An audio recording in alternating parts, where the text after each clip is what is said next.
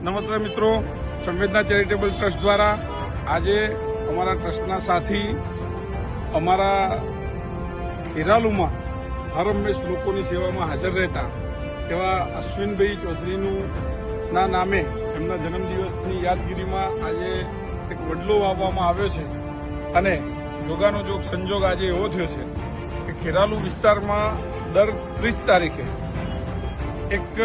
સારું સેવાનું કામ કરતા એવા અમારા પરેશભાઈ ભવાની જે આપણા પાંજરા બી બનાવે છે, ખેરાલુમાં ચબૂતરા બી બનાવે છે, જે સમગ્ર ઉત્તર ગુજરાતમાં ચબૂતરા માટે ફેમસ છે, એવા પરેશભાઈ ભવાની પણ અમારી સાથે છે. અને આજે અશ્વિનભાઈ, જેમનું લાડકવાયું નામ છે સરપંચ, કેમ કે હર હંમેશા દરેકની સેવામાં હોય છે, એવા અશ્વિનભાઈ સરપંચના નામે એક વૃક્ષ વાવવામાં આવ્યું છે.